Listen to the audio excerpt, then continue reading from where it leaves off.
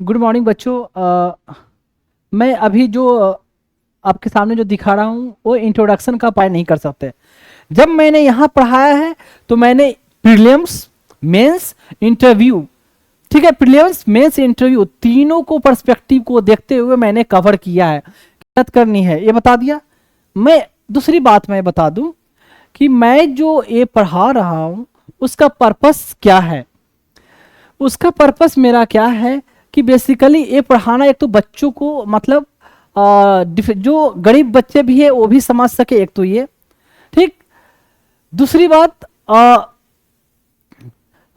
इसको इसको पढ़ाने का मेरा एक और पर्पस क्या है कि मुझे एक तरह से मैं बता दूं कि फंड रेज करना। उन बच्चों के लिए मैं फंड रेज करना चाहता हूं जो बच्चे ऑर्फेन या अनाथ है, जिनके कोई नहीं है दुनिया में, माँ बाप कोई नहीं है, ठीक है। तो उन बच्चों के लिए मैं फंड रेज कर रहा हूँ। और डेट्स मैं पर्सनली बता दूं कि मेरा ये जो ड्रीम है, गोल है, लक्ष्य है, वाट एवर बोले आपको, कि इंडिया के हर स्टेट से मिनिमम मैं एक बच्चे को मैं अडॉप्ट करूं, मिनिमम एक, हर इंडिया के हर एक स्टेट से। तो उसे उन बच्चों को नर्चर करने के लिए, नरिश करने के लिए, परवरिश करने के लिए मुझे सफिशिएंट अमाउंट की जरूरत है। तो उसके लिए एक तो ये पढ़ा रहा हूं ताकि मैं फंड रेज कर सकूं उन बच्चों के लिए, ठीक है। वो आपको दिख जाएगा। आप जो भी पेमेंट करो, आप एज ए फी पेमेंट करो, भले आपकी मन है या ना माने, नहीं मन है तो मत करो, ये आपकी विश है, ठीक है। लेकिन मैं आपको बता दूं, आप जो भी पेमेंट करें तो मुझे एज ए गुरु मानकर भले ना करे, या फी मानकर ना करे, या करें आपको, या फिर भी ना करे तो ये मान कर करे कि आप एहसान कर रहे हो मुझ पर। आप मान सकते हो, मुझे कोई प्रॉब्लम नहीं है। मीन्स आप ये मान सकते हो कि आपने पेमेंट कर कर विकास कुमार पर एहसान किया। पर मैं आपसे ये रिक्वेस्ट करूंगा तो उन बच्चों पर ये मानकर आप मत पेमेंट करना कि उन बच्चों पर एहसान कर रहे हो। क्यों मैं आपसे ये बोल रहा हूँ? क्योंकि मैं जो काम कर रहा हूँ ना, मैं खुद मैं एक्सेप्ट ये नहीं करता हूँ कि मैं जो कर रहा हूँ उन बच्चों पर एहसान कर रहा हूँ, बिल्कुल नहीं।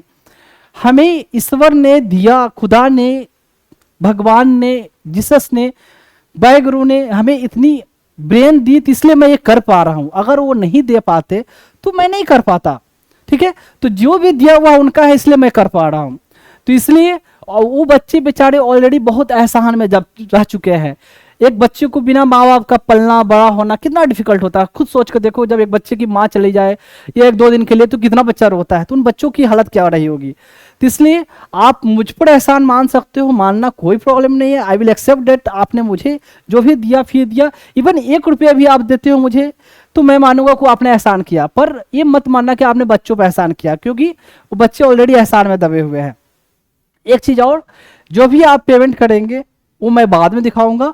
तो उसमें मैं आपसे गुजारिश करूंगा कि आप अपना नाम मेंशन कर देंगे और अपना प्लेस जहां से आप बिलोंग करते हो, and your number if your wish, अगर आपकी विश है तो अपना नंबर उसमें भी मैसेज के साथ डाल सकते हो। नहीं डालना चाहते तो एटलीस्ट नाम एंड प्लेस जहां से आप बिलोंग करते हो, ठीक है। तो ये मेरा पर्पस मैंने बताया, और पर्पस, दोनों पर्पस सारे लोगों के बेनिफिट के लिए। एक चीज और, जो मैंने पढ़ाया है तो सिर्फ ऑफिसर बनने के हिसाब से नहीं पढ़ाया, सिर्फ इसमें मैंने बीच बीच में हर चीज, मैंने लाइफ के हर पर्सपेक्टिव को कवर किया है। कि सिर्फ अफसर बनना नहीं, एक अच्छा इंसान बनना मैंने अपने बच्चों को सिखाया, जो आप लोगों को मैं सिखाया है इस अपने क्लास के जरिए। अब चलते हैं, कुछ आ जाता है क्वेश्चन किया जाए। देखो, एक क्वेश्चन कुछ जाना पहचाना लग रहा होगा।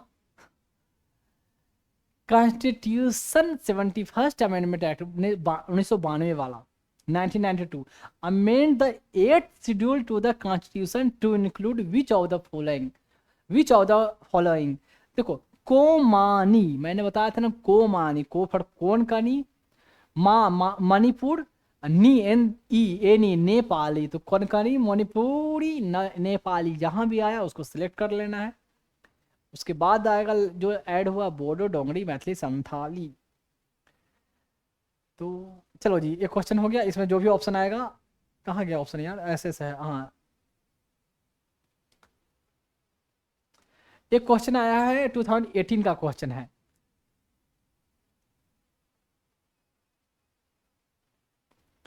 Consider following statements first option है the parliament of India can place a particular law को प्लेस कर सकती है in the 9th schedule of the constitution of India. सही बात है, किसी भी लॉ को प्लेस कर सकती है 9th शेड्यूल में, कर सकती है 9th शेड्यूल में, कोई लॉ एक्ट को ला सकती है, इंक्लूड करती है।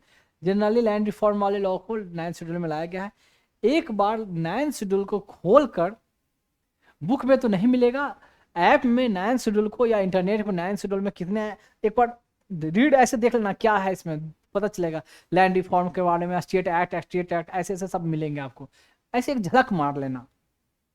सेकंड पॉइंट क्या है, the validity of a law placed in the 9th schedule, 9th schedule में जो लॉ प्लेस किया गया है, can not be examine in any court and no judgement can be made on it.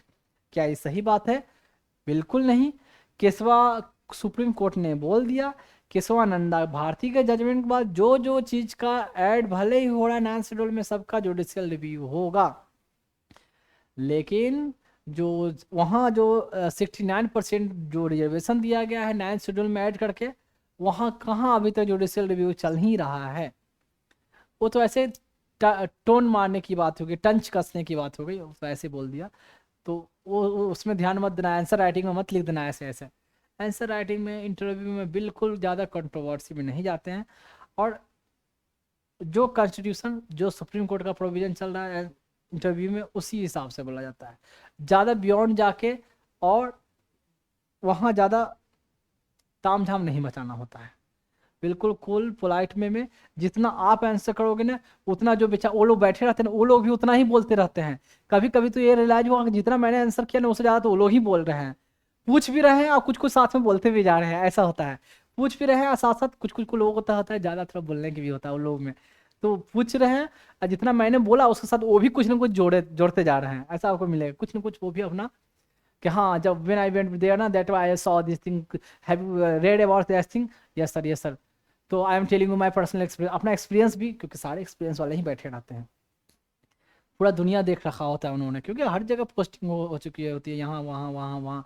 और अगर all India service IAS वाले cadet रहेगा तो कभी ये मिनिस्ट्री, कभी वो मिनिस्ट्री, कभी ये डिपार्टमेंट, कभी वो डिपार्टमेंट, तो ट्रांसफ़र तो चलते ही रहता है, तो जहाँ जाते ही रहते हैं, ऐसे ऐसे चलते रहेगा। बहुत सारे एक्सपीरियंस उनको किसी भी गवर्नमेंट जॉब में या कहीं भी सिस्टम में जो पुराने होते हैं, या जो, तो उनको एक्सपीरियंस वाकई में होता है यार, दुनिया देखिए यार उसने, हम लोग तो उनके सामने पैदल लिए हो जितना, क्या मैं बोलूँ, मतलब जितना आप जा रहे हो सर्विस में, जितना आपकी एज नहीं होगी उससे ज़्यादा की उनकी सर्विस हो गई होती है, उतने साल से ज़्यादा नौकरी उनकी कर लिया होता है उन्होंने, तो उतना एक्सपीरियंस होता है उनको। खैर, इसमें ऑप्शन क्या होगा आपको खुद पता है, बता चुका हूँ।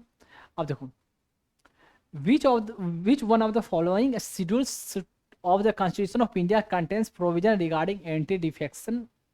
एंटी डिफेक्शन के लिए किस पे प्रोविजन है यार? Easy question, 10th schedule. यार चुभने लग गया यार।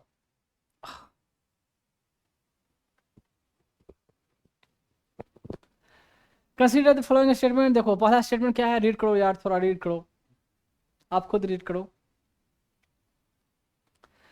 पार्ट 9 ऑफ द कॉन्स्टिट्यूशन, पहला स्टेटमेंट सही है, ठीक है। 9 वाला स्टेटमेंट 92 में अमेंडमेंट हुआ, ठीक है, 73rd constitutional amendment act. Second statement है 9A, ये देखो, contain provision for municipality and article 42 Q messages, ये देखो 243 क्यू है कि पी है, आर है, एस हमें नहीं पता, लेकिन 2 टाइप्स ऑफ म्यूनसिपालिटी का है, मैंने 3 बताया ना, nagar panchayat, municipal council and municipal corporation, ये कॉन्स्टिट्यूशन में मेंशन है, तो ये हुआ स्टेटमेंट आपका गलत। 243 क्यू आ गया, डजन मैटर, भले ना याद हो लेकिन बाद वाला तो याद है ना भाई। एक क्वेश्चन देखोगे, दिख रहा है या नहीं दिख रहा है, और है क्या?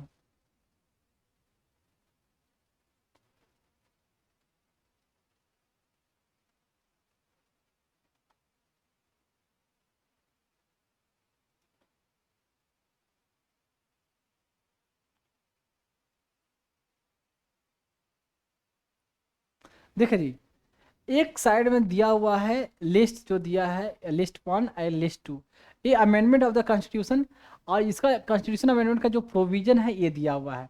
अब इसके साथ आपको मैच करना है।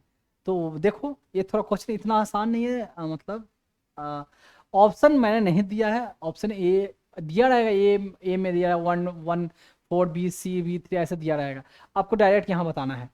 देखो ये है 69th अमेंडमेंट एक्ट 1991 का।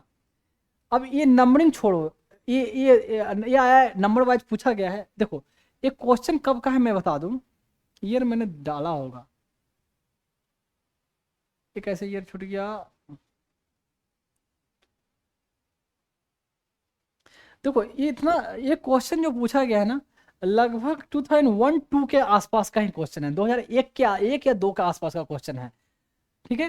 तो एक दो के आसपास का ही क्वेश्चन है, एक दो के आसपास का एक क्वेश्चन है, तो इसलिए 2000 वाला जो क्वेश्चन है ना, ये ज़्यादा पूछा गया है, 2000 वाला जो अमेंडमेंट रखा गया है, क्योंकि 2001 में क्वेश्चन पूछा गया या 2 में ऐसे पूछा गया था, तो ये रिसेंट वाला जो अमेंडमेंट है उसको डायरेक्ट रखा गया, साथ में नंबरिंग के साथ पूछा गया, ठीक है।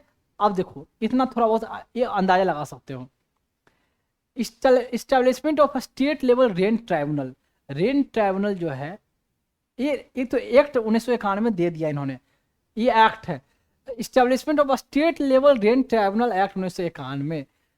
यहाँ कंफ्यूज क्या होगा, state level rent tribunal act 1991 भले 1991 है, स्टेट का जो ट्राइब्यूनल का जो एक्ट है जो पहले से बना हुआ था, ठीक है, लेकिन इसको कॉन्स्टिट्यूशनल ट्राइब्यूनल को कॉन्स्टिट्यूशनल स्टेटस जो है ना, ये जो है कब दिया, कब मिला, लिबरलाइजेशन हुआ, मैंने क्या बताया था 94 के आसपास का था ना, उसमें 94 के आसपास में मैंने बताया कि पंचायती राज ये हुआ, म्यूनसिपालिटी हुआ, एलपीजी रिफॉर्म हुआ, उसके 2 साल बाद ये सब ट्राइब्यूनल बना। तो कोई भी आंसर होगा आपको 94 94 वाला जो कोई मिलेगा वही ऑप्शन होगा। आपको नंबरिंग भले याद नहीं हो 75 76, लेकिन एटलीस्ट हाँ 94 के आसपास ट्राइब्यूनल का एस्टेब्लिशमेंट हुआ था, ठीक है। देखो no reservation for schedule caste in panchayat in Arunachal Pradesh, Arunachal Pradesh में शेड्यूल कास्ट के लिए कोई रिजर्वेशन, ये कब का पीरियड चल रहा था, रिजर्वेशन का पीरियड क्या है, 2000 2001 ये सब का आसपास का चल रहा था ना। तो कोई ना ऑप्शन आपको मिलेगा 2000 वाला ऑप्शन, ये 2000 ये दो है अभी रखा हुआ है, एक तो 80 वाला भी रखा हुआ है, एक 83 वाला भी रखा हुआ है।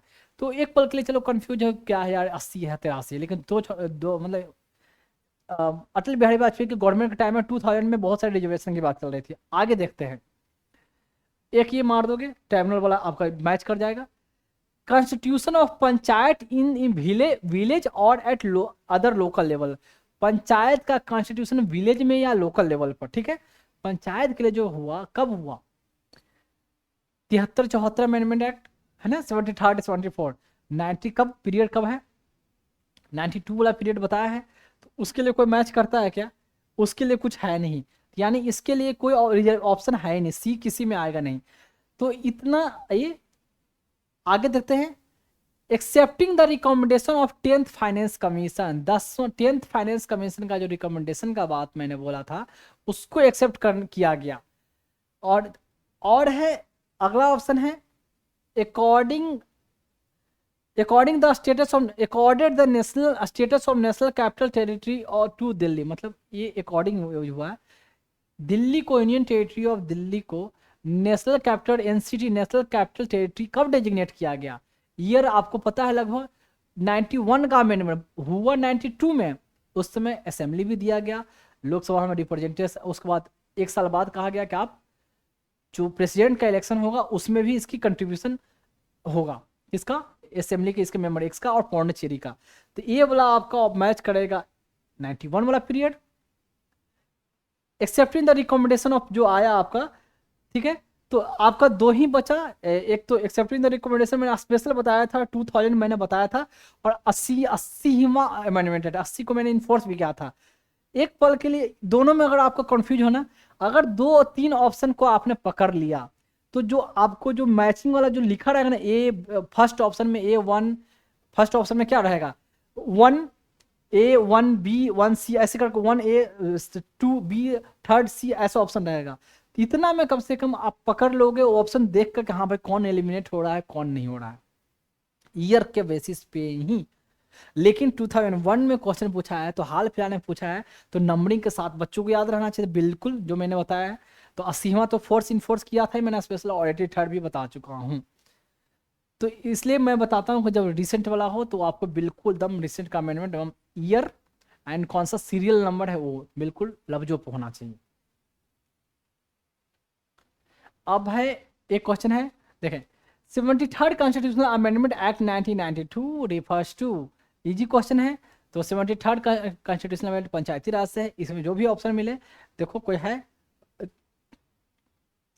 इसमें मुझे बोलने की जरूरत नहीं है, देखो खुद इसमें जो मिल रहा है पंचायती राज, पंचायत पंचायत का कोई बात बात करता है, तो ऑप्शन आपका हो जाएगा, इजी क्वेश्चन है। सी आई थिंक होगा, सी ही होगा, हाँ।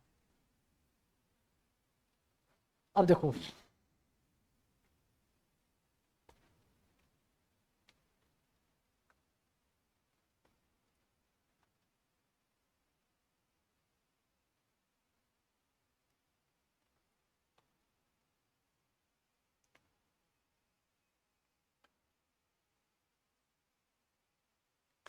उसके बाद अब चलते हैं 85th, 85, 2001 में ही, मतलब देखो उसी के आसपास में कितना चेंजेज, बहुत सारे है 2000 में, कितना बहुत सारे अमेंडमेंट हुए। तो ये है 85th, 85 अमेंडमेंट में चल रहे हैं हम लोग। और 85 के बाद 86 वाला तो राइट टू एजुकेशन वो सब पता है ही, वो आगे आएगा 86 वाला अमेंडमेंट, इसके बाद ही आ गया। 85th में अमेंडमेंट हुआ 2001 में, क्या हुआ, प्रोवाइडेड फॉर थोड़ा नीचे कर दो, देखिए, provided for consequential seniority, consequential होगा, consequential seniority in the case of promotion by virtue of rule of reservation for the government servant belonging to SC ST with retrospective effect from 1995, 1995 से ही।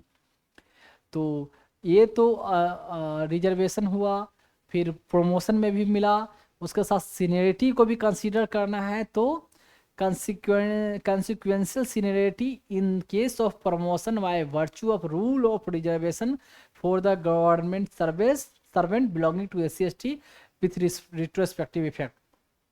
तो seniority भी decide होगा, तो उसके लिए भी आपको रिजर्वेशन का पर्सपेक्टिव को देखते हुए वो आपको रिजर्वेशन दिया जाएगा। तो इसमें कुछ ज़्यादा कुछ बोलने लायक बात,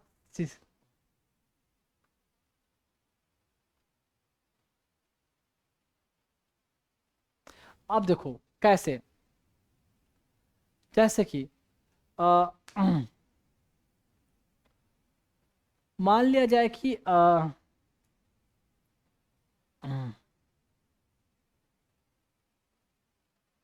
इन the case of promotion by virtue of rule of reservation for the government servant, तो इससे पहले तो क्या हुआ, कट ऑफ मार्क को भी कम दिया गया, प्रमोशन में भी उनको रिजर्वेशन दिया गया, और यहाँ सीनियरिटी को डिसाइड, यहाँ रिजर्वेशन तो है ही, तो यहाँ जब सीनियरिटी डिसाइड करना है, तो उस केस में भी आप रिजर्वेशन जो दिया गया उस पर्सपेक्टिव को देखकर सीनियरिटी डिसाइड करोगे। मतलब अगर जैसे कि कैसे देखा बताऊं अभी आपको, इसमें देखो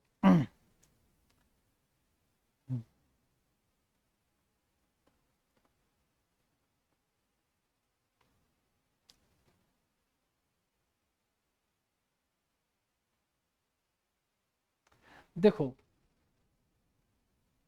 देखो एग्जाम में क्या हो रहा था, जो प्रमोशन के लिए जो एग्जाम हो रही थी ना, एग्जाम हो रहा था वहाँ, वहाँ अगर एग्जाम के बेसिस पर एग्जाम के बेसिस पर प्रमोट हो रहा है अगर कोई, ठीक है, तो एग्जाम के बेसिस में क्या हो रहा था, कट ऑफ मार्क अलग रहेगा, वहाँ रिजर्वेशन मिलेगा। अगर यहाँ सीनियरिटी डिसाइड हो रहा है, यहाँ अगर प्रमोशन हो रहा है, तो क्या कंसिक्वेंशियल seniority in case of promotion, तो प्रमोशन उसका होगा, प्रमोशन के लिए यहाँ सीनियरिटी देखा जा रहा है, सीनियरिटी। तो अब होगा क्या कि कोई कैंडिडेट है जो सेम डेट को SC ST का भी अपॉइंटमेंट हुआ, जनरल कैंडिडेट का हुआ, ठीक है, अब प्रमोट करना है, ठीक है, तो इसमें जो सीनियर होंगे उसको प्रमोट करना है, जो होंगे, तो अब सीनियरिटी देखने में आपको यहाँ यहाँ भी आपको, अगर एग्जाम नहीं है अगर, कोई कट ऑफ मार्क्स नहीं है। तो ऐसे केस में ये भी देखना है कि कैंडिडेट जितने अगर आगे प्रमोट होंगे अगर, तो उसमें भी रिजर्वेशन वाला फॉलो रूल अपनाना है। और जो सीनियरिटी का बेसिस देख रहे हो तो इसमें भी आप इनको रिजर्वेशन देते हुए सीनियरिटी कंसीडर करोगे कि provided for the कंसिक्वेंशियल seniority in case of promotion by virtue of rule or of reservation for the government service belonging to SC ST with retrospective effect। मतलब एक तो सीनियरिटी मिलेगा आपको कब से, 1995 के ही से मिलेगा। तो 1995 के हिसाब से ही, उस समय से ही मान लिया जाए कि आपको 95 में आप मान लें कि दोनों हो जो एक ही जगह जनरल और एससी का कैंडिडेट एक ही पोस्ट पर एक ही टाइम में अपॉइंटमेंट हुआ, एक ही टाइम में अपॉइंटमेंट हुआ। बाद में है जो अगर अभी जो है जो अभी वो उसका वो अभी आज के डेट में, यहाँ के डेट में, ये डेट क्या है 2001 में, यहाँ अगर डिसाइड करना है कि सीनियरिटी क्या होगा, सीनियरिटी क्या होगा उस बेसिस पर, तो क्या कंसीडर करना है, रिजर्वेशन को देखना है।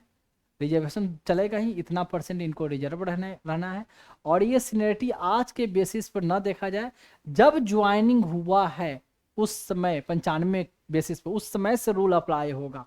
उस समय से जब जिसका ज्वाइनिंग हुआ है, एक तो उसके बेसिस पर वहाँ से सीनियरिटी कंसीडर करोगे, ठीक है। दूसरा बात, उस सीनियरिटी में भी रिजर्वेशन आप इनको, रिजर्वेशन तो पहले से फिक्स हुआ है, तो ये बेसिकली 1995 वाला सीनियरिटी को काउंट किया गया और रिजर्वेशन साथ में कंटिन्यू रहा। ये है बातें, और इसमें कोई बहुत बड़े बातें, ज़्यादा कंफ्यूज होने वाली बातें नहीं है यार। मैं भी थोड़ा पता नहीं क्या आगे कुछ और सोच रहा था, इसमें मेरा भी कहीं और ध्यान जा रहा था।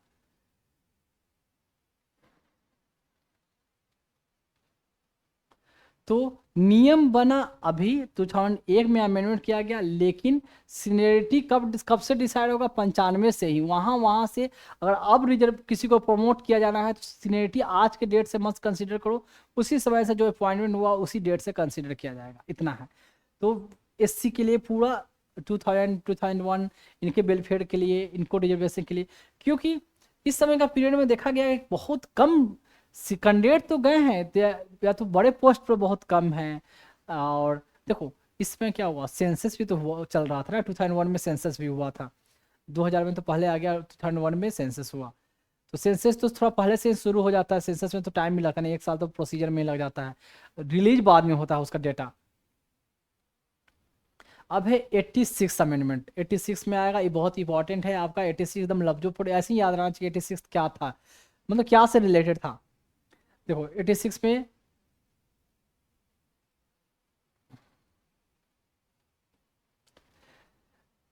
मेड एलिमेंट्री एजुकेशन, यहाँ मैं अभी बता दूं, आप थोड़ा एक बार रीड कर लो, मैं ऐसे बता देता हूँ, इसमें ज़्यादा मुझे बोलने की जरूरत नहीं है, मैं ऐसे पूरा एक्सप्लेन कर दूंगा। यहाँ 3 प्रोविजन है, इसमें एक बार थोड़ा रीड करो, मैं 1 मिनट में बस बताता हूँ, तो खुद रीड करो। और थोड़ा छोटा करूँगा तो बहुत ज़्यादा छोटा हो जाएगा।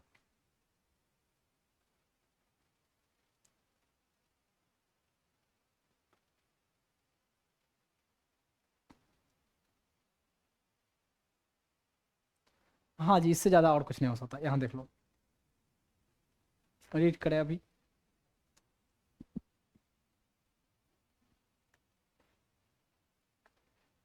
देखो मैं बता दूं, एलिमेंट्री एजुकेशन को, एलिमेंट्री मतलब बेसिक मतलब प्राइमरी प्राथमिक शिक्षा को कहा जाए, उसको क्या बनाया गया, फंडामेंटल राइट बना दिया गया, मौलिक अधिकार। आर्टिकल 21A कैपिटल ए एक आर्टिकल ऐड किया गया। ये क्यों ऐड किया गया, क्योंकि कहा गया कि भाई जो प्राइमरी एजुकेशन है ना, एलिमेंट्री एजुकेशन जिसको कहा गया, ये बेसिक राइट सबको मिलना चाहिए, और कॉन्स्टिट्यूशनल मैंडेट होना चाहिए, इसके कॉन्स्टिट्यूशन में मेंशन होना चाहिए, ताकि इससे किसी को वंचित डिप्राइव नहीं किया जाना चाहिए। मतलब सोसाइटी का हर कोई अधिकार बनता है कि प्राइमरी एजुकेशन मिले ही मिले। इससे क्या होगा, इंडिया के कोई कोना हो वहाँ प्राइमरी स्कूल होना ही होना है। स्टेट को इंश्योर कराना है कि वहाँ स्कूल हो, टीचर हो, बोर्ड हो, स्कूल में जो जो फैसिलिटियाँ होनी चाहिए हो, वहाँ टीचर को ट्रेनिंग मिले, और स्कूल में बोर्ड हो, कॉपी हो, किताब हो, टीचर का अपॉइंटमेंट हो, बच्चे के लिए जो कपड़े का फैसिलिटी हो, बाकी जो जो वाटीवर साथ में सब्सिडी मिलता है। लेकिन स्कूल एटलीस्ट होना चाहिए, और स्कूल में पढ़ाई हो ही, हर कोना में कहीं भी हो। नहीं हो तो वो कोर्ट में पिटिशन ला के कि यहाँ तो भाई इस गांव में कोई स्कूल ही नहीं है, कोई प्राइमरी स्कूल ही नहीं है। तो ये डाला गया आर्टिकल 21। साथ में देखो आर्टिकल 21 में एलिमेंट्री एजुकेशन, साथ साथ शुरू में क्या था कि एलिमेंट्री एजुकेशन के साथ हायर एजुकेशन को भी कहा गया था कि ये है जो बेसिक नीड है, इसको फंडामेंटल राइट में डाला गया था। बाद में कई को अपील किया था, बाद में जैसे कि ये हटा, सुप्रीम कोर्ट ने ये बोला कि जो हाई कोर्ट, जो हायर एजुकेशन है, ये स्टेट की कैपेबिलिटी पर डिपेंड करता है कि उनको कैपेबिलिटी कितना है, फाइनेंशियल रिसोर्सेज कितना है, वहाँ का उनका आप कह सकते हो कि पॉलिटिकल सीनरियो क्या है, वहाँ का एडमिनिस्ट्रेशन कैसा चल रहा है, वहाँ का socio religious importance, socio economic importance के देखते हुए अगर उनके पास पैसे हैं तो ही इम्प्लीमेंट कर सकती है। हर स्टेट के बस की बात नहीं है कि हर कोई को हायर एजुकेशन, डॉक्टर की, इंजीनियरिंग की और चार्टर्ड अकाउंटेंट की, लॉयर की ये पढ़ाई करवा दे फ्री ऑफ कॉस्ट। तो ये फंडामेंटल राइट नहीं होना चाहिए, ये नहीं हो सकता। लेकिन एलिमेंट्री एजुकेशन जो प्राथमिक, मतलब 6 साल से 14 साल के बीच में जो एजुकेशन होना चाहिए, प्राइमरी इसको एलिमेंट्री, इस देखो 6 साल से 14 साल में मतलब इसमें आपका 10वां तक का एजुकेशन भी कवर हो जाएगा। तो ये कोई प्राइमरी एजुकेशन की बात वर्डिंग नहीं है, एलिमेंट्री एजुकेशन की बात होगा है। मैं बता दूं प्राइमरी एजुकेशन एलिमेंट्री जिसको बोला गया 6 साल से 14 साल की उम्र में जो एजुकेशन दिया जाए, ये कंपलसरी है कि स्टेट इंश्योर कराएगी, इसको देगी। ठीक है, कोई चार्ज नहीं, कोई पैसा नहीं लगेगा उसके लिए। लेकिन स्टेट गवर्नमेंट फंडेड इंस्टीट्यूट है, उसमें पैसे नहीं लगेंगे, प्राइवेट में तो आपको पैसे लगेंगे ही लगेंगे। लेकिन सरकार का काम है कि हम हर जगह सरकारी स्कूल इस्टेब्लिश करवाएं, टीचर अपॉइंट करवाएं, बच्चों को पढ़वाएं।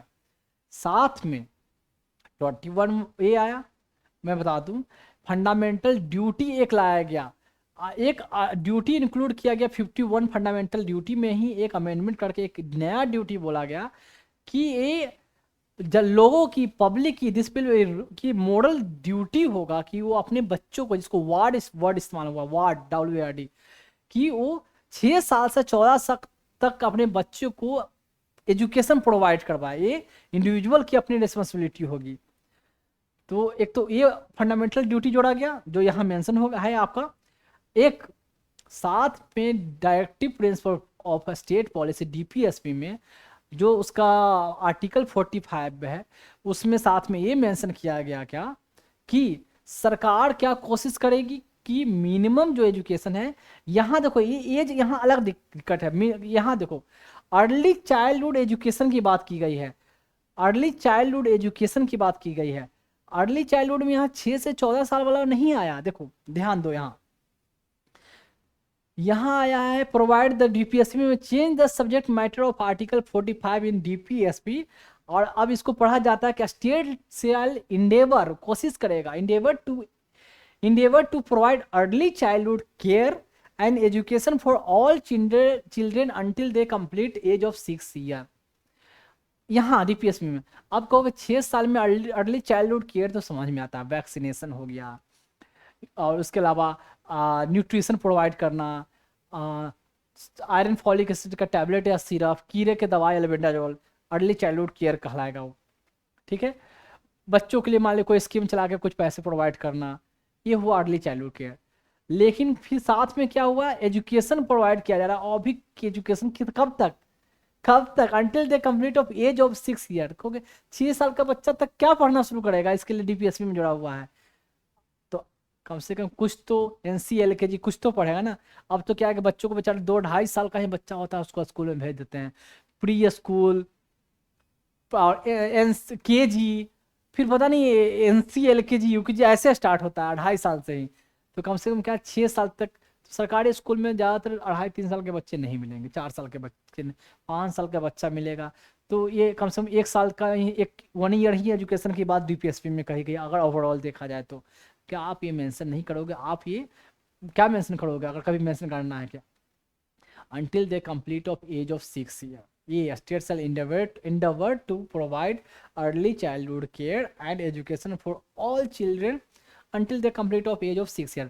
इसका कोई ज़्यादा रिलेवेंट नहीं बनता है। डीप जब फंडामेंटल राइट में ही मेंशन कर दिया है 6 to 14, तो ये सिर्फ क्या है, यहाँ हुआ कि 6 से पहले वाला अर्ली चाइल्डहुड ये सरकार करे या ना करे, ये लीगली इन्फोर्सिबल नहीं है, कोर्ट में नहीं पहुंच सकता कि 6 साल के बच्चे तक को कोई प्रोविजन क्यों नहीं रखे हुए, उसके लिए कोई स्कूल या आंगनबाड़ी सेंटर या उसके लिए आप कोई फैसिलिटी क्यों नहीं अपना कहीं इंस्टीट्यूशन सेटअप कर रखे हो, उसके लिए कोर्ट में अप्रोच नहीं कर सकती। ये इनकी मर्जी है 6 साल तक के कम उम्र के बच्चों के लिए कुछ फैसिलिटी प्रोवाइड करे, लेकिन 6 से 14 वाला में तो करवाना ही करवाना है। और फंडामेंटल ड्यूटी माँ बाप मन है पढ़वाए या ना पढ़वाए उनकी मर्जी है, लेकिन आपका दायित्व बनता है, ड्यूटी बनता है कि उनको याद दिलाने के लिए, उनको मन में दिखाने के लिए देखो भाई ये सब मेंशन है, आपका दायित्व बनता है। जो पढ़ा लिखा है वो तो ऐसे भी जानता है, ड्यूटी पढ़ेगा तो जानता है, जो बेचारे पढ़े लिखे ना है, जो ऐसे ही है, तो ड्यूटी जोड़ दो चाहे ना जोड़ दो, उनके लिए तो कोई फर्क बनता नहीं है। लेकिन कॉन्स्टिट्यूशन में ये सोच कर थोड़ी लिखा जाएगा, ये सोच कर थोड़ी अमेंडमेंट किया जाएगा, लेकिन ये करवाया गया। तो एलिमेंट्री एजुकेशन के लिए मैंने बता दिया यहाँ और क्या, और कुछ इसमें ज़्यादा कुछ है नहीं। इसके बाद इसी टाइम में आता है, आपने सुना होगा कभी कि 2002 में सर्व शिक्षा अभियान अटल बिहारी वाजपेयी का आता है, सब पढ़े सब बढ़े ऐसा सर्व शिक्षा अभियान आता है। उसमें एक गाना भी आता था, मैं बचपन में सुना करता था।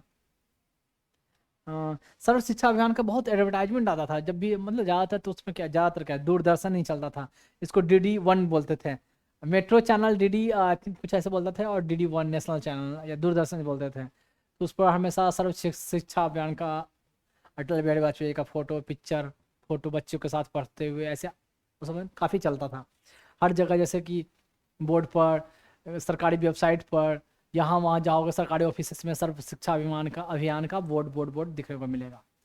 तो ये प्राइमरी एलिमेंट्री एजुकेशन को अटल बिहारी वाजपेयी के गवर्नमेंट ने काफ़ी ज़्यादा प्रमोट किया। तो ऐसा नहीं कि उससे पहले नहीं था, एजुकेशन स्कूल नहीं थे, ये थे, लेकिन ये फंडामेंटल राइट बना दिया गया। अब देखो 2003 का है, 86 के बाद आएगा, 86 के बाद 87 बिल्कुल नंबरिंग याद रखना है। 87 में आएगा प्रोवाइडेड फॉर द, कुछ ज़्यादा कुछ नहीं है, ये पहले डिस्कस हुआ है।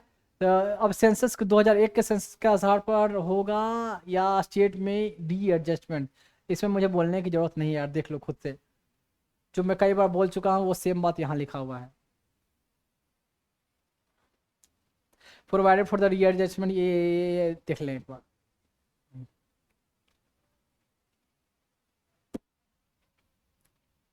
अब 86, 87, उसके बाद चलते 88 में आएगा 88 अमेंडमेंट 2003। इसमें क्या है देखें,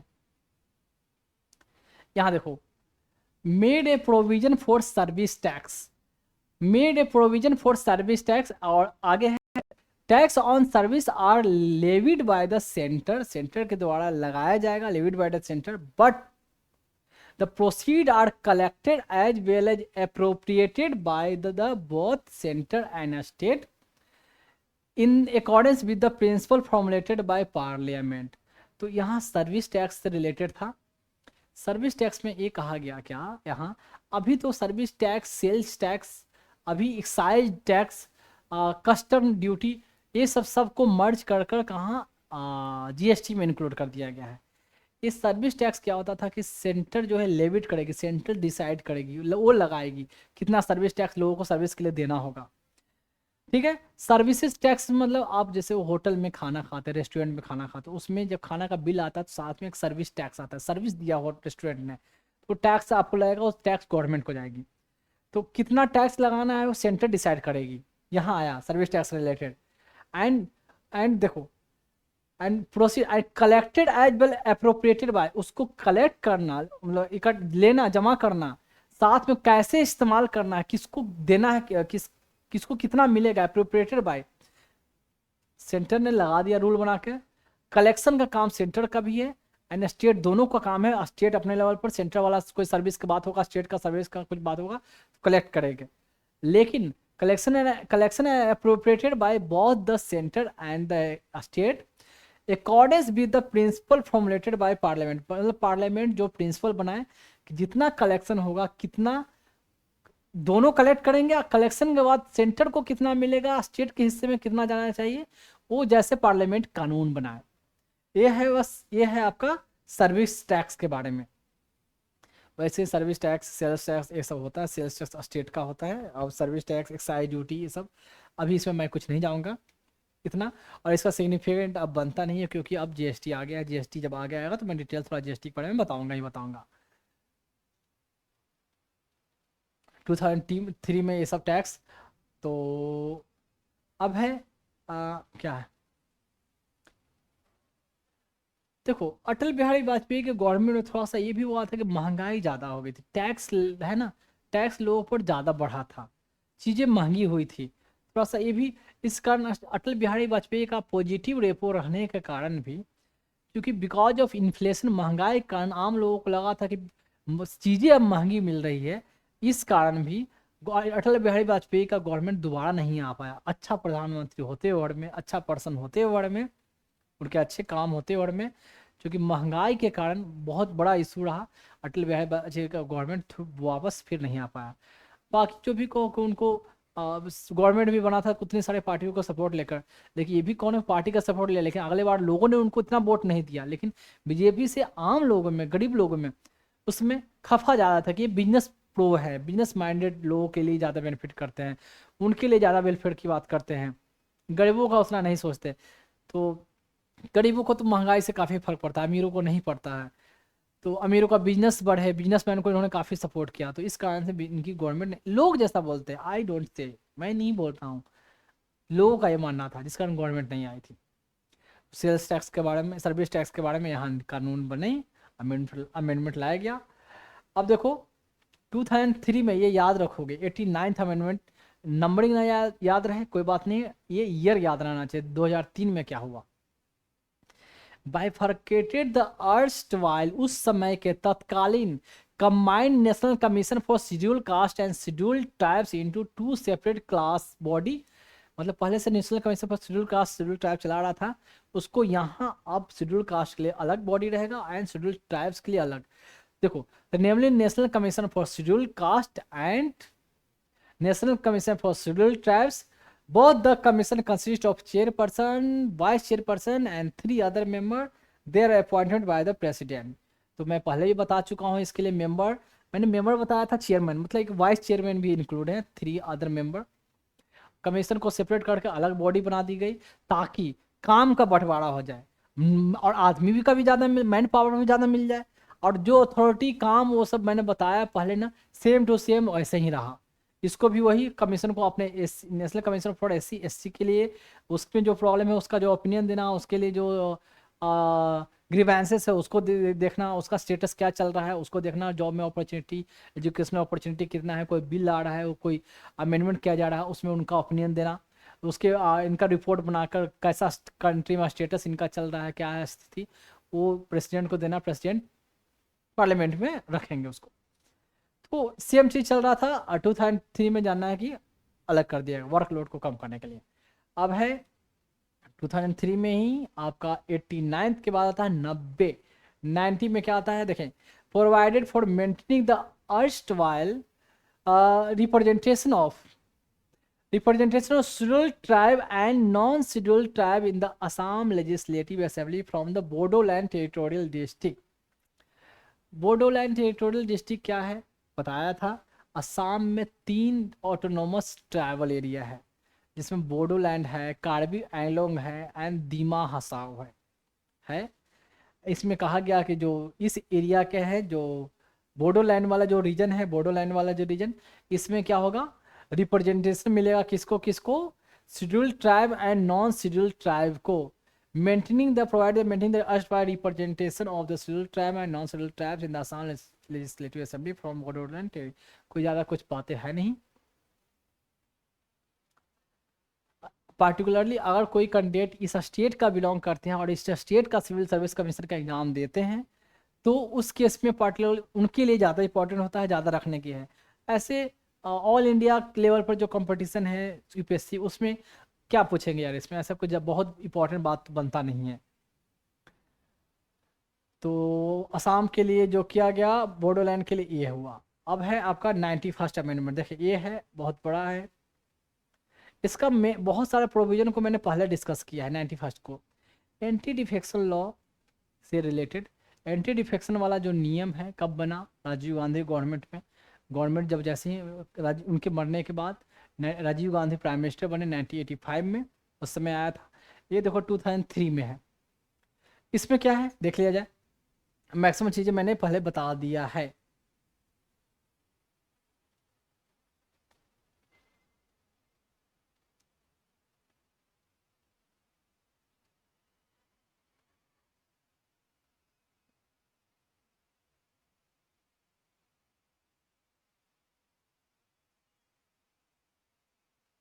देखो ये है, मेड द फॉलोइंग, बहुत छोटे छोटे, made the following provision to limit the size of council of minister. यहाँ फिक्स प्रोविजन बनाया गया कि काउंसिल ऑफ मिनिस्टर के जो साइज होंगे जो 15% से ज़्यादा नहीं होगा। ये मैं ऑलरेडी पहले बता चुका हूँ, मुझे बोलने की ज़रूरत नहीं है। तो यहाँ से फिक्स किया गया 2003 से कि काउंसिल ऑफ मिनिस्टर का साइज, ताकि बहुत ज़्यादा लोगों को खुश करने के लिए बहुत ज़्यादा लोगों को मंत्री ना बना दे। अल्टीमेटली ये पर्पस हुआ इसका। साथ में मंत्री ज़्यादा बनेंगे तो उनको एडवांटेज उसको दोगे, प्रिविलेज दोगे, उस हिसाब से खर्च भी ज़्यादा होगा।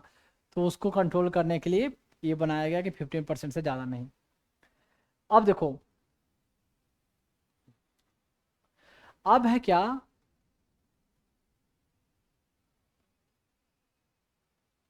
अगर कोई मेंबर ऑफ पार्लियामेंट या असेंबली, अगर ये एंटी डिफेक्शन के आधार पर डिस्क्वालीफाई कर दिया गया, तो डिस्क्वालीफाई कर दिया तो अब एमपी नहीं रहा ना एमएलए रहा, तो मिनिस्टर का जो पोस्ट है वो भी जाएगा। क्यों, ऐसा क्यों डाला गया? तो कहोगी तो ऑब्वियस सी बात है ना, एमपी रहा ना एमएलए रहा तो फिर मिनिस्टर भी कैसे रहेगा। लेकिन कहा गया कि लेकिन ये क्यों जोड़ा गया, पर्पस देखो, एमपी नहीं रहा एमएलए नहीं रहा, लेकिन कॉन्स्टिट्यूशन में ये प्रोविजन है कि आप कोई पार्लियामेंट में या असेंबली में भले इलेक्टेड ना हो, फिर भी बिना इलेक्टेड हुए, बिना मेंबर रहे हुए 6 मंथ तक आप काउंसिल ऑफ मिनिस्टर में मेंबर रह, मिनिस्टर रह सकते हो। मतलब किसी भी ऐसे पर्सन को, जैसे इलेक्शन हुआ, गवर्नमेंट बनी, किसी पर्सन को मिनिस्टर बना दिया गया, तो 6 महीना तक बिना एमएलए एमपी रहे हुए, स्टेट में बिना एमएलए रहे हुए और सेंटर में एमपी रहे हुए, वो मिनिस्टर रह सकता है। यही विद इन 6 मंथ के अंदर उसको क्या है कि किसी न किसी का मेंबर बनना है, मतलब लोकसभा का या राज्यसभा को, या तो नॉमिनेशन करके बन जाए, या तो कहीं इलेक्शन हो, कोई कैंडिडेट अपना ही कैंडिडेट कोई सीट छोड़ के इलेक्शन खड़ा हो और इस इलेक्शन करके इसको दिया जाए, या राज्यसभा में कहीं सीट खाली हो वहाँ इलेक्शन होना तो इसको ही राज्यसभा के जरिए इसको वहाँ का एमपी बना दिया जाए 6 मंथ का।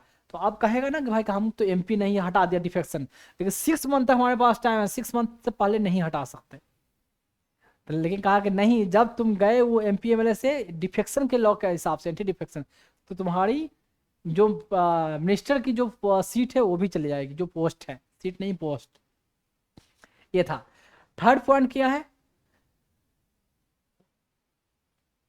स्टेट के केस में बोला गया कि स्टेट के केस में भी 15% का भी रूल अप्लाई होगा, लेकिन कहा गया कि अगर कहीं 15% वाला रूल अप्लाई नहीं होता है, अगर 15% वाला रूल अप्लाई नहीं होता है, यहाँ देखो, इन state shall not exceed 50% total strength of the legislative assembly of that state, but the number of minister including the chief minister in a state shall not be less than 12। अगर कहीं पर 15% वाला अगर रूल अप्लाई हुआ किसी state में, जैसे किसी स्टेट में अगर 60 मेंबर हैं लेजिस्लेटिव असेंबली में, 60 मेंबर हैं, तो 15% के हिसाब से कितना होना चाहिए council of minister including chief minister, 9 लोग ही होना चाहिए। तो कहा गया कि 9 लोग नहीं, कम से कम 12 से कम नहीं होना चाहिए। तो स्टेट के केस में है कि including chief minister in state shall not be less than 12, 12 से कम नहीं होगा। तो 12 या उससे ज़्यादा रखना है स्टेट में, लेकिन क्योंकि स्टेट में कई मिनिस्ट्री होगा, अगर 15% वाला रूल अप्लाई करोगे तो बहुत कम बचेगा, 6 7 8 कभी बचोगे, तो एडमिनिस्ट्रेशन आप सही से कर नहीं पाओगे। ये यहाँ ये प्रोविजन डाला गया, ये तुक दिया गया। अब देखो दिल्ली यूनियन टेरिटरी है, उसके लिए 10% का है। पौंडीचेरी यूनियन टेरिटरी है, स्टेट तो है नहीं, तो पुडुचेरी के लिए या पौंडीचेरी के लिए वो 10% वाला भी रूल नहीं बनाया हुआ है। थ्योरेटिकली कॉन्स्टिट्यूशनल वाइज या रूल वाइज 10% वाला रूल नहीं, 10% वाला रूल बनाया गया दिल्ली के लिए। अगर उसके हिसाब से देखा जाए कि 10% दिल्ली को यूनियन टेरिटरी है, तो उस पौंडीचेरी को होना चाहिए, क्योंकि उसके पास भी लेजिस्लेटिव असेंबली है, और 10% वाला रूल होना चाहिए। स्टेट नहीं है तो 15% वाला रूल नहीं होना चाहिए। अगर 15% वाला 10% वाला रूल अपनाए पौंडीचेरी में, 3 ही होते हैं, 15% वाला अपनाए 4.5, लेकिन वहाँ ये एक्सप्लेनेशन दे कि 15% वाला होना चाहिए 4.5 से ज़्यादा, लेकिन मिनिमम 12 से कम नहीं होना चाहिए। तुम स्टेट हो नहीं, स्टेट तो हो नहीं, हो यूनियन टेरिटरी, तो ये रूल 12 वाला, मिनिमम 12 वाला में अप्लाई नहीं होगा, होगा नहीं होगा। अब 10% वाला होगा या नहीं, तो ये तो कन्वेंशन हो गया, मतलब ये कि परंपरा हो गया कि अगर हमारे जैसा वो भी यूनियन टेरिटरी है, उसको भी असेंबली है, तो उसके जैसा हमारा भी नियम होगा, 10% होना चाहिए। लेकिन वो तो कन्वेंशन के हिसाब से हो गया ना, लेकिन कॉन्स्टिट्यूशनल कोई प्रोविजन नहीं है, तो वो भी कॉन्स्टिट्यूशनल प्रोविजन नहीं है, तो वो पौंडीचेरी का जो गवर्नमेंट है वो भी कॉन्स्टिट्यूशनल प्रोविजन नहीं है, तो अपना जो 10% वाला सीलिंग से भी ज़्यादा रखे हुए हैं अपना काउंसिल ऑफ मिनिस्टर में मेंबर। एक्सप्लेनेशन अगर कोर्ट में जाएगा तो वो एक्सप्लेनेशन नहीं देंगे, कोई कानून बना ही नहीं, तो हम क्या करें।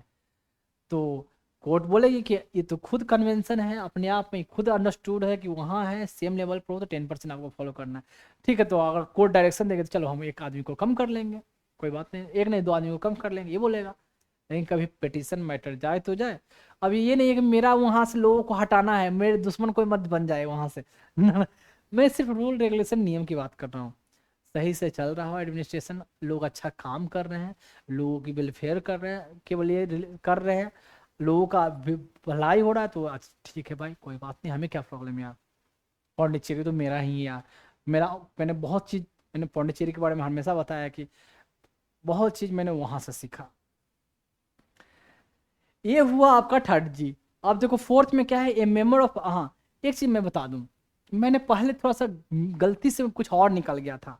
मैंने बताया था, मैं अभी रेक्टिफाई कर दूं, कि अगर कोई मेंबर ऑफ पार्लियामेंट, कोई पर्सन है जो लोकसभा में भी सीट लाया और राज्यसभा में एक ही समय इलेक्शन में, अगर वो डिसाइड नहीं कर पाया कौन सा सीट रखना है, ठीक है, तो ऐसे केस में राज्यसभा वाला सीट खत्म हो जाएगा। समझ गए। अगर लोकसभा में 2 सीट लाया, अगर वो डिसाइड नहीं किया, पीरियड होता है कि विद इन 14 डेज के अंदर उसको नोटिफाई करना है, अगर नोटिफाई कुछ नहीं किया, अगर कुछ डिसाइड नहीं किया, तो दोनों सीट चली जाएगी। मैंने गलती से शायद ये बता दिया था कि लोकसभा राज्यसभा दोनों में क्वालिफाई हुआ तो दोनों सीट चली जाएगी, शायद ये बताया था, पता नहीं, अगर ये ऐसा निकला होगा तो गलती है, मुझे ध्यान में नहीं, लेकिन ऐसा शायद मुझे बाद में लगा। ठीक है। और एक चीज़ और, अगर कोई कहीं का मेंबर हो पार्लियामेंट का, लोकसभा राज्यसभा का, इसके बाद चुना हुआ स्टेट में, स्टेट का असेंबली में मेंबर बन गया, कुछ ने ओपिनियन नहीं दिया, तो उसका बाद वाला जहां जीता है वो रहेगा, पीछे वाला चला जाएगा। समझ गए। उस पीछे का सीट चला जाएगा, पहले वाला सीट चला जाएगा। ठीक। तो और क्या एक ऑर्डिनेंस का जो इफेक्ट है, मैंने बोला था मैक्सिमम 6 मंथ हो सकता है, क्योंकि एक हाउस सेशन में तो कम से कम मैक्सिमम 6 महीने से ज़्यादा गैप नहीं हो सकता किसी हाउस के, लोकसभा या राज्यसभा सेशन में। मैं बता दूं, जब सेशन हाउस आए तो 6 वीक के अंदर लोकसभा या राज्यसभा को उस ऑर्डिनेंस को है, जो ऑर्डिनेंस के रिगार्डिंग अपना लॉ बना लेना होता है। 6 वीक का टाइम होता है। ठीक है। अगर कोई नहीं बनाया, कुछ भी नहीं बनाया, तो मैक्सिमम कितना दिन तक सर्वाइव कर सकता है, जब सेशन आया उसका 6 वीक तक, और एक सेशन और 2 सेशन के बीच मैक्सिमम गैप 6 मंथ। आज सेशन आ गया, ठीक है, आज सेशन आया और उसके 6 वीक तक तो ऐसे भी टाइम रहेगा, तो मैक्सिमम ऑर्डिनेंस का जो सर्वाइवल पीरियड है 6 मंथ एंड 6 वीक, 6 महीना और 6 वीक ऐसे है, मतलब 7 महीना 7.5 महीना हो गया ऐसे। तो ये है ऑर्डिनेंस का सर्वाइवल पीरियड। लेकिन 6 मंथ 6 वीक भी नहीं जाएगा मैक्सिमम, क्योंकि या तो अगर सर्टिफाइड नहीं है सेशन, मतलब लोकसभा या राज्यसभा, जैसे सेशन में आएगी ऑर्डिनेंस को खत्म कर देगी। और क्या, अगर कुछ नहीं लिया तो इतना, अगर ले लिया तो फिर यहाँ से तो अपना कानून शुरू हो गया इनका, अगर सेशन में आया और कानून बना दिया तो उस ऑर्डिनेंस को सपोर्ट करते हुए उस ऑर्डिनेंस के लिए ऑर्डिनेंस के लिए परमानेंट लॉ ही बना दिया। समझ के वो था 6 मंथ 6 वीक में थोड़ा सा चल रहा था, मुझे थोड़ा डाउट लग रहा था, डाउट क्या मुझे लगा था कुछ और बोल दिया मैंने। ये है आपका a member of either house of a state legislature belonging to any political party who is disqualified on ground of defection shall also be disqualified to be appointed as minister। वही बात हुआ कि अगर डिस्क्वालिफाइड इस grant पर हुआ तो minister भी नहीं बनाया जा सकता है, ये भी नहीं बनाया जा सकता, एक हुआ। एक है कि मिनिस्टर नहीं रह सकता, मिनिस्टर पहले से था, वो डिस्क्वालीफाई हुआ, मिनिस्टर गया। अब है डिस्क्वालीफाई सीट एमपी एमएलए का भी हुआ, तो क्वालिफाई डिस्क्वालीफाई होने के बाद एक ग्राउंड की 6 महीना तो बिना मेंबर रहे हुए बन सकते नहीं, डिस्क्वालीफाई हो गए हो तो नहीं, मिनिस्टर भी नहीं बन सकते। ये हुआ 4th पॉइंट। अब देखो 5th में क्या कहता है, देखो 5th में थोड़ा बड़ा चौड़ा है, लंबा चौड़ा है, इसमें देखने की जरूरत है। A member of either house of parliament और either house of state legislature belonging to any political party who is disqualified on the ground of defection shall also be disqualified to hold any remunerative political post। The expression remunerative political post means any office under the central government or a state government where the salary or remuneration for such office is paid out of the public revenue is wholly or partly on by the, देखो is paid कहाँ गया, मैं बताता हूँ इसका मतलब क्या है, इतना लंबा चाहिए। Office under the body whether the incorporated or not is wholly or partly on by the central government. देखो कोई मेंबर ऑफ पार्लियामेंट अगर जैसे कि डिस्क्वालीफाई कर दिया, डिस्क्वालीफाइड कर दिया गया, तो अगर वो किसी अदर ऑफिस के भी अदर ऑफिस के मेंबर हो, चेयरमैन हो, ठीक है, तो और जिसको सैलरी या मेहनताना, उसको सैलरी या मेहनताना, रिम्यूनरेशन को बोलते हैं मेहनताना या सैलरी मान लो जैसे, तो उसको मिल रहा है कुछ पैसे मिल रहे हैं उससे, उस पोस्ट से, उस सरकारी पोस्ट या सेंट्रल गवर्नमेंट का कोई पोस्ट हो या स्टेट का हो, कोई ऑफिस हो सेंट्रल गवर्नमेंट का या स्टेट का हो, तो आप डिस्क्वालीफाई एमपी से हुए तो यहाँ से भी चले जाओगे। मतलब आप एमपी थे या एमएलए थे, इसी कारण ये गवर्नमेंट ऑफिस आपके लिए, आपको ये गवर्नमेंट ऑफिस आपको मिला। इन द सेंस मैं बता दूं, जैसे एग्जांपल में, जैसे कि कई स्टेट में ऐसा है कि जो एमएलए होंगे, स्टेट के एमएलए या एमपी होंगे, उनको पंचायत में कोई पॉलिटिकल पोस्ट या कोई चेयरमैन नाम का कुछ ऐसा डिजिग्नेशन, ऐसा कोई कहते हैं कि रिप्रेजेंटेशन दे दिया जाता है, ठीक है, कि इस पंचायत में यहाँ के जो एमएलए हैं उनको कोई पोस्ट दे दिया जाता है।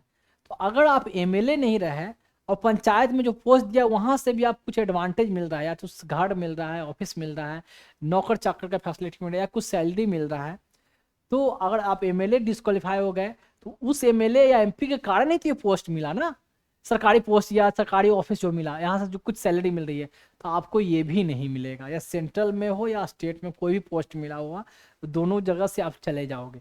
घूम फिर के इसके कहने का मतलब ये था, ठीक है। तो वो जो ऑफिस है या तो सरकार से, देखो Holi or partly on bye, मतलब सरकार का उसमें कुछ पूरा फंडेड है, कंट्रीब्यूशन है, वो सरकार का उस पर या तो सरकार का पार्शियली फंड, मतलब सरकार का कहीं ना कहीं इन्वॉल्वमेंट है उस ऑफिस से, सरकारी इन्वॉल्वमेंट हो उस ऑफिस से, तो वो ऑफिस आप ऑक्युपाई नहीं कर सकते। ये हुआ इसका कहने का मतलब।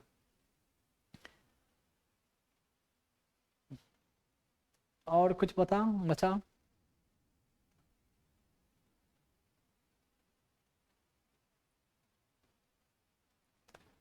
अब देखो 6 प्रोविजन क्या है, the provision of the 10th schedule anti defection law pertaining to exemption from the disqualification in case of split by 1/3, जो मैंने बोला था 1/3 स्प्लिट करके जा सकते हैं, of legislature party has been deleted, it means that defected have no more protection on ground of split.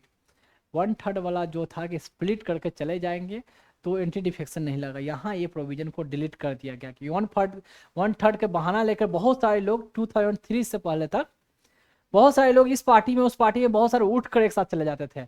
बाद में क्या प्रोविजन जुड़ा कि 2/3 जो कम से कम मेंबर जो है मर्ज होना चाहिए। 2/3 जो नहीं 2/3 मेंबर जो है किसी पार्टी के वो चाहते हैं कि हम उस दूसरे पार्टी के साथ मर्ज होना चाहते हैं तो ही इस पार्टी में आकर मर्ज हो सकते हैं। नहीं मर्जर की बात कहेगी, सिर्फ स्प्लिट की बात नहीं कहेगी। तो जो 2/3 जो मेंबर होंगे मिनिमम 2/3 वो स्टेटमेंट देंगे कि हम we are merging with this party. जैसे बिहार में जो था शायद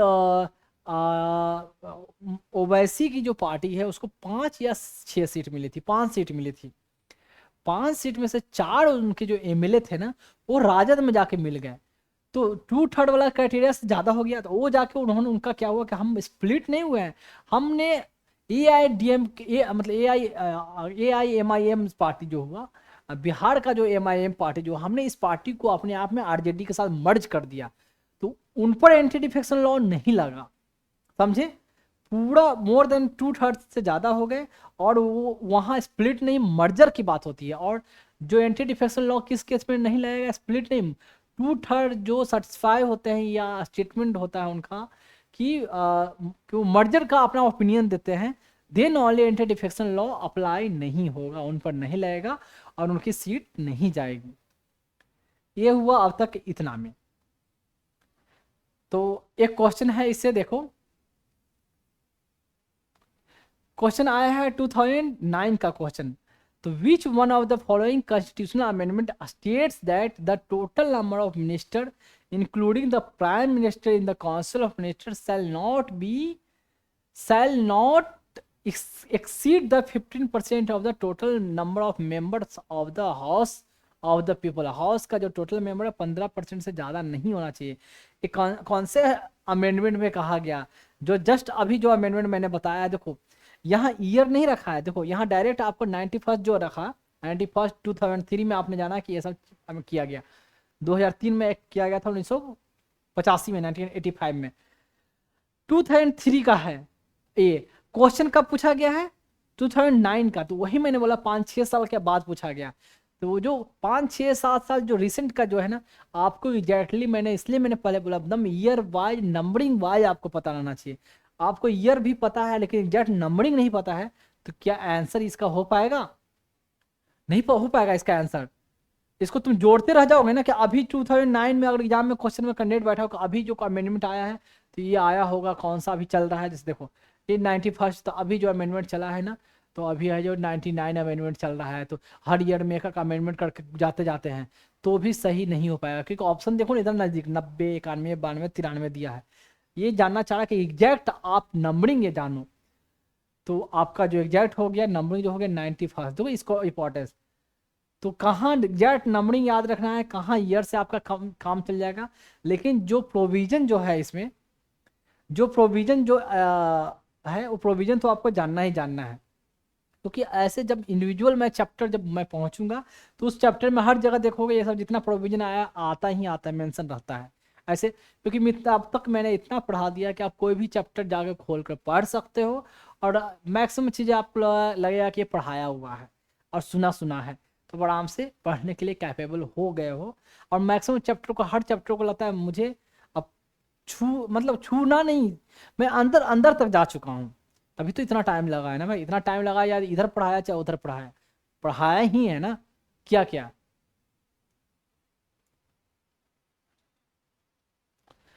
देखें एक क्वेश्चन है, एक क्वेश्चन है 2007 का क्वेश्चन।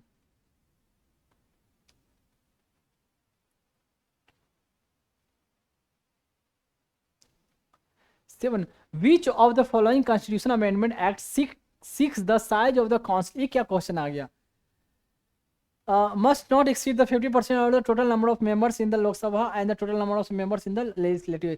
देखो 7 में भी एक क्वेश्चन, 9 में भी एक क्वेश्चन, मतलब रिपीटेशन मतलब हुआ 2 साल बाद, यानी क्वेश्चन सेट करने वाला कहीं ना कहीं ध्यान नहीं दिया हुआ। 7 में जो क्वेश्चन सेट किया ठीक है, 9th में जिसको क्वेश्चन डालना था उन्होंने देखा भी नहीं होगा कि ये क्वेश्चन दोबारा पहले पूछ चुका हुआ था क्या।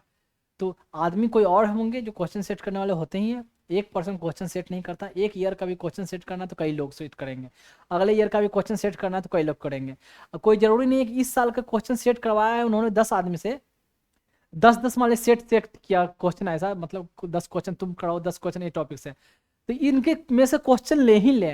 हो सकता है पिछले साल जो सेट करवाया था उससे एक क्वेश्चन ले ले, ज्योग्राफी का टॉपिक उससे पिछले साल सेट करवाया 10 आदमी से, सब लोगों ने 10-10 क्वेश्चन दिया, इस साल भी 10-10 क्वेश्चन, तो पिछले बार से एक क्वेश्चन ले लें, इसके बार से एक क्वेश्चन ले लें, इस 10 में से किसी एक का क्वेश्चन ले लें, मतलब ऐसे परम्यूटेशन कॉम्बिनेशन, ताकि क्वेश्चन लीक ना हो। ताकि जिसको क्वेश्चन सेट किया वो मार्केट में कितना भी हल्ला कर दे तो उसको खुद नहीं पता कि मेरा क्वेश्चन एग्जाम में सेट किया, पूछा गया है कि नहीं गया है। हमने तो क्वेश्चन दे दिया बना के, लेकिन उस पर्सन को भी पता नहीं कि हमारा क्वेश्चन डाला गया है इस ईयर में या नहीं डाला गया है। तो गलती से कहीं ना कहीं 2007 के बाद रिपीटेशन हुआ, देखें, तो वही आंसर है। और ऑप्शन भी सेम रिपीट किया क्या नहीं, तो 90 90 91 92 93, यहाँ क्या है 91 93 95 97, ऐसे थोड़ा ऑप्शन रिपीट किया, समझ गए। तो ये थोड़ा लेट 7 में और ये क्वेश्चन था आपका 9th में। 7 में कहाँ गया, चलो कुछ नहीं।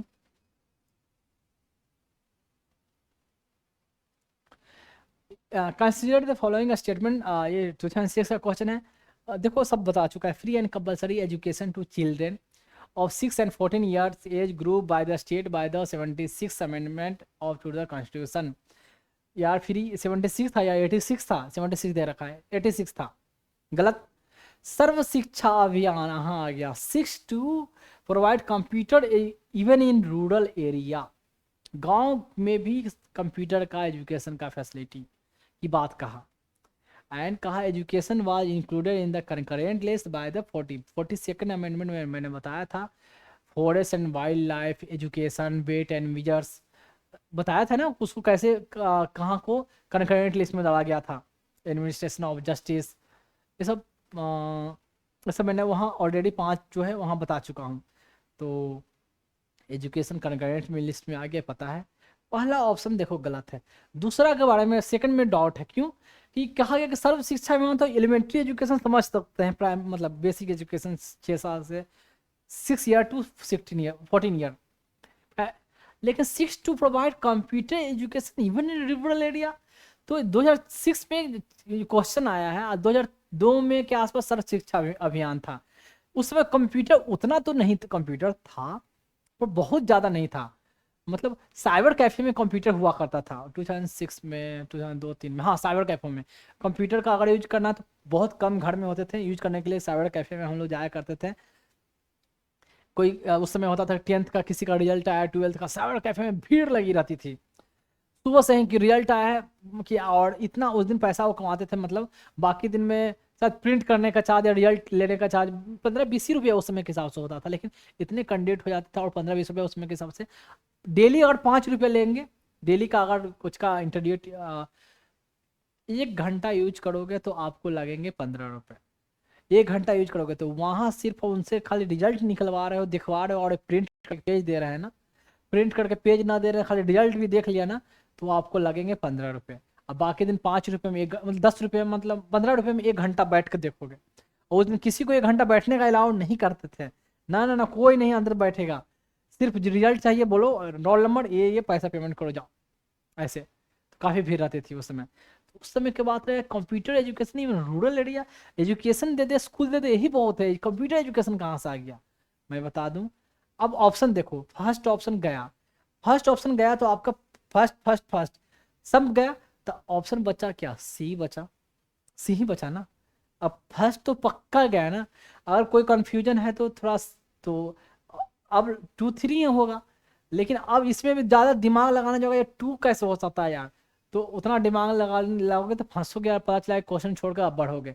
जिसके बारे में कॉन्फिडेंट हो एक नहीं होगा तो उसका तरफ मारोगे ऑप्शन 2 और 3। अब मैं बता दूं, ये जो है कंप्यूटर एजुकेशन, यहाँ डिजिटल लिटरेसी की बात कही गई थी एक प्रोविजन है सर्व शिक्षा अभियान में, कि रूरल लेवल पर डिजिटल लिटरेसी को बढ़ाया जाएगा, ये प्रोविजन था डिजिटल लिटरेसी की बात। तो उसमें ही आ गया कंप्यूटर एजुकेशन, डिजिटल लिटरेसी में आ गया।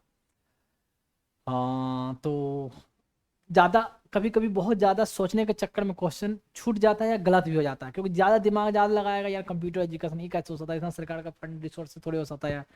तो देखिए ये तो नहीं है ना, एक नहीं है तो हमारा वो होगा, ऐसे आधार पर ऐसे एलिमिनेट करके बहुत सारे आंसर दिए जाते हैं।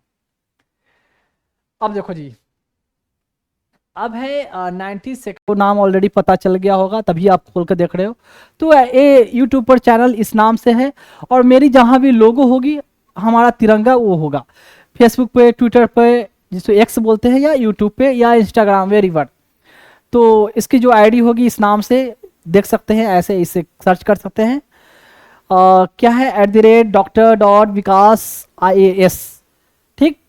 एंड नेक्स्ट चलते हैं, और जैसे सब लोग बोलते हैं या एज यू विश जैसे फॉलो करो, क्या बोला जाता है, like subscribe and follow, something something like that, तो योर विश। अगर अच्छा लगे तो ही करेंगे, अगर बेनिफिट हो रहा है तो ही करेंगे, कोई कंपलसरी कोई दबाव ऐसा नहीं है, ठीक है। खुद अगर लगा कि हाँ हमने समथिंग डिफरेंट अचीव किया, कुछ मुझे अच्छा मिला, देन ओनली, कोई कंपलसरी नहीं है। और जो मैंने कोशिश की है बेस्ट से बेस्ट देने की, मैंने अपने बच्चों के लिए कोशिश की है। और ये इंस्टाग्राम का है, तो इंस्टाग्राम का ये लोगो, जैसे यहाँ यूट्यूब का लोगो था, ये इंस्टाग्राम का लोगो है। और जो हमारी जो आईडी है ये पता नहीं है, थोड़ा आगे पीछे हो गया है, इसमें एक साथ होनी चाहिए था, पता नहीं मैं स्लाइड में करता हूँ तो ये आगे पीछे हो जाता है, मैंने पहले भी बताया है।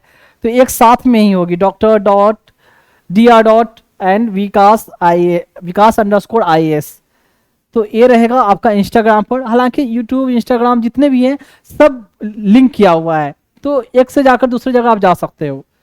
तो थोड़ा सा इसकी एक जगह कर लेंगे, ये अपन अप डाउन हो गया है, लैपटॉप में तो नॉर्मल दिखता है स्लाइड में, पर इसमें करने के बाद यहाँ ऐसे आ जाता है डिजिटल बोर्ड पे।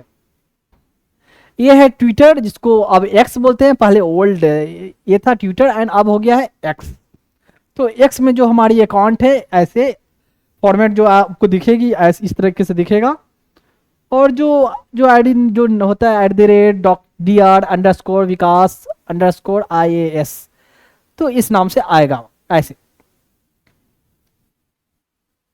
एंड नेक्स्ट है फेसबुक पे, तो फेसबुक पे इस नाम से फेसबुक का लोगो एंड जो चैनल रहेगा उस पर ऐसे आएगी, और आई थिंक सिंपल ये डालने से ही शायद ओपन हो जाए या आपको सामने विजिबल होगा, तो ये आप देख सकते हो, ठीक है। में पता नहीं, ये है बार कोड।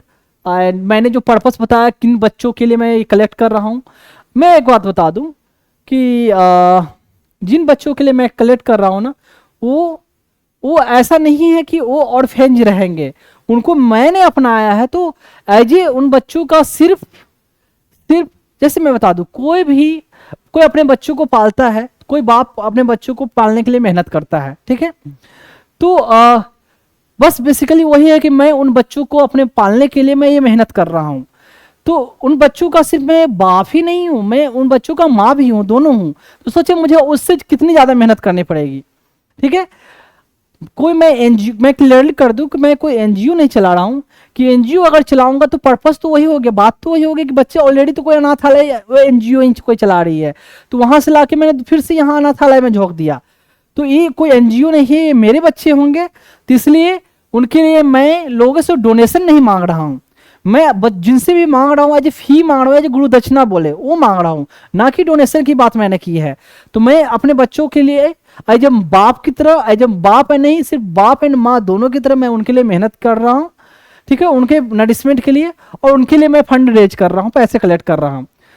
तो ये पर्पस है, ना कि है कि डोनेशन मांगना या चंदा मांगना उन बच्चों के लिए, बिल्कुल नहीं। तो ये क्यूआर कोड है, गूगल पे का है, शायद आपको दिख जाए, स्कैन हो जाएगी वीडियो से, नहीं होती है तो फिर कोई बात नहीं, नीचे यूजर कुछ यूपीआई आईडी मैंने ऐसे मेंशन कर दिया है, ये योर विश। ये है यूपीआई आईडी एंड थोड़ा बड़ा अकाउंट नंबर एंड IFSC